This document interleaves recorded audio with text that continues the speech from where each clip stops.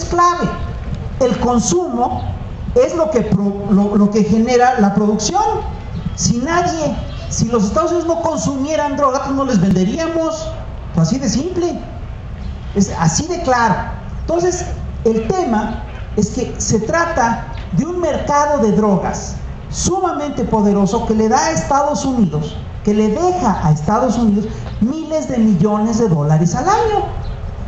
Pero no solo eso, fíjense. Cuando yo me metí a estudiar el tema, me encontré con una cosa muy curiosa, sí, pero a las horas de empezar a estudiar el tema, lo que me encontré es que en los últimos 70 años,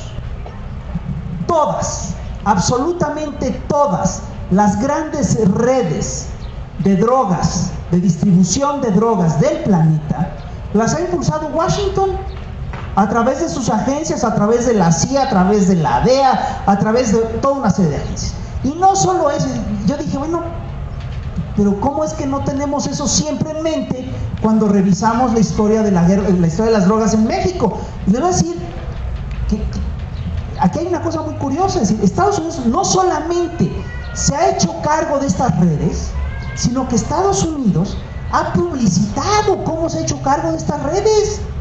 Si nosotros, es más, esta historia nos la han pasado por la televisión y por el cine una y otra vez. Muchas de las grandes películas del cine norteamericano tienen que ver con este tema. The French Connection, Apocalipsis Now, El Padrino, Air Vietnam, Air America. Hay toda una serie de películas que lo que hacen es que hacen el recuento de cómo Estados Unidos es el que mueve la droga en el planeta, a través de la CIA, a través de la DEA, a través de otras agencias. Y además, hay una cosa que es muy clara, si los narcos en México y en Colombia tienen un dicho que nos explica mucho lo que está pasando. Ellos dicen, los gringos te hacen, los gringos te deshacen.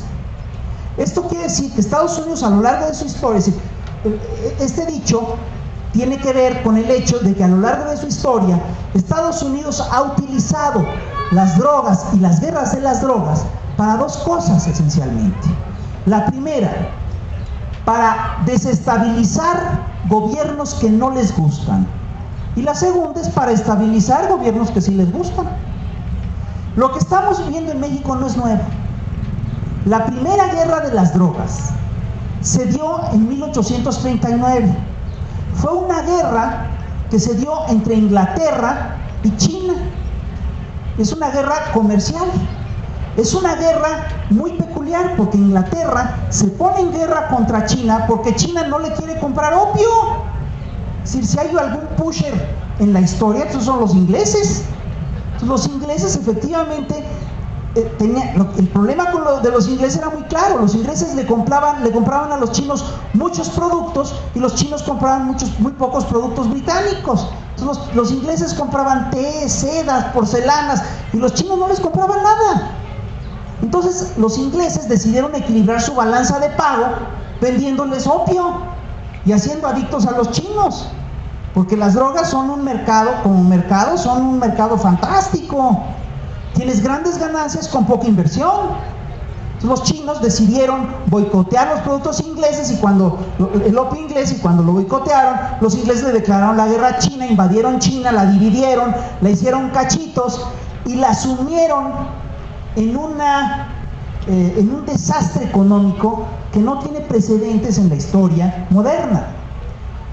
Para que se den una idea, antes de la guerra del opio, China tenía una cuarta parte de la población mundial y tenía una economía que era la cuarta parte de la economía mundial. Después de la guerra del opio, unos años después de la guerra del opio, China seguía teniendo la cuarta parte de la población mundial, pero su economía era el 10% de la economía mundial, porque todo eso se lo habían chupado los ingleses y sus aliados, los ingleses, los franceses, etc. Hay que aclarar que desde la primera guerra del opio estaban ahí presentes los norteamericanos. El gran promotor de la guerra del opio fue una empresa británica que se llamaba Jardines & Matheson.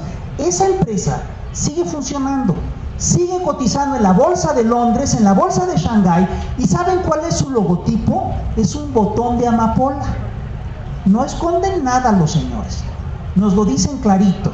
Y el principal aliado de esta empresa británica, que se llama Jardines & Mason, era una empresa norteamericana llamada Russell & Company, y su operador en China es un señor que se llamaba Warren Delano.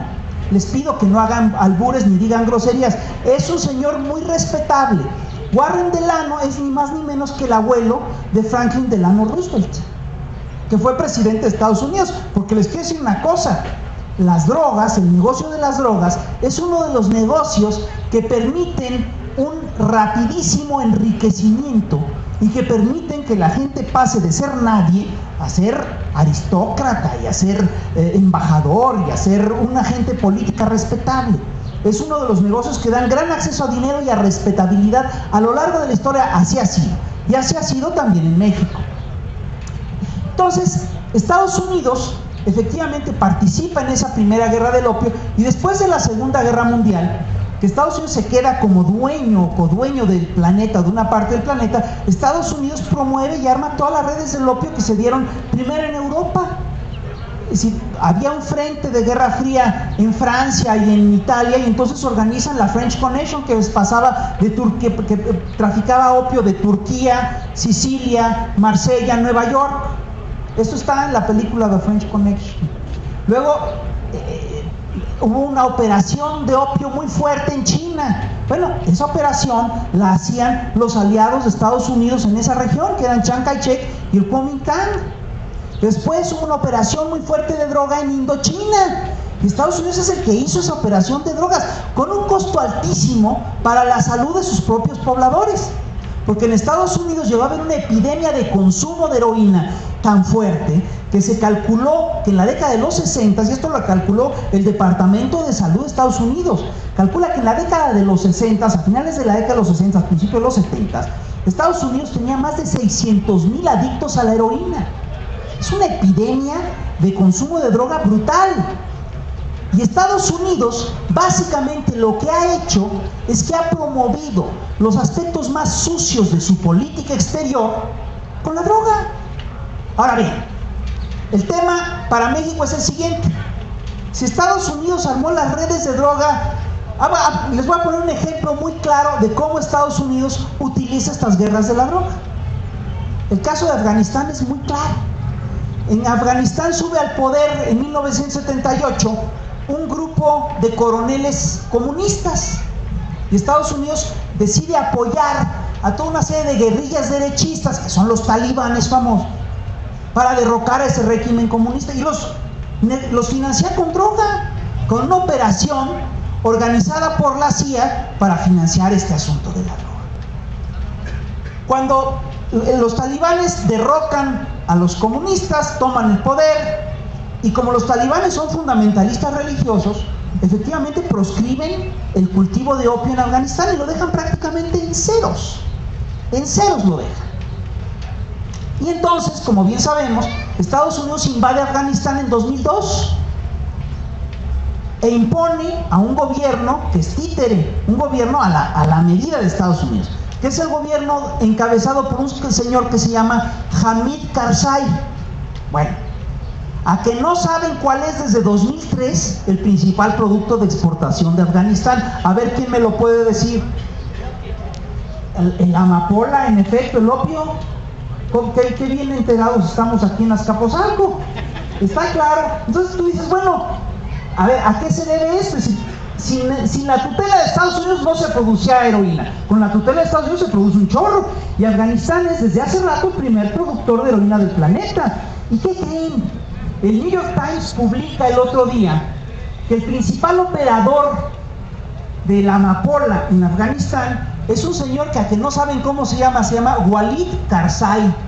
¿Qué les parece? Se apellida igualito que el presidente. ¿Saben por qué? Porque es su hermano. Es el jefe político de la región de Kandahar y es el que maneja todo el trasiego de droga a gran escala en Afganistán. Entonces, ahí en Afganistán podemos ver primero cómo en la guerra contra el gobierno comunista se utilizan las guerras de la droga para desestabilizar un gobierno, y en el caso de Hamid Karzai se utiliza la droga para estabilizarlo. Y hoy la droga representa más del 50% de toda la economía afgana. De modo que si tú le quitaras la droga a la economía afgana, quiebras al país. Es así de simple. Ahora, tú dices, bueno, pero esto lo hacen los Estados Unidos en Afganistán, en China, en Vietnam, allá lejos. Bueno, también lo hicieron en Colombia. ¿Pero ustedes creen que lo harían con su vecino del sur?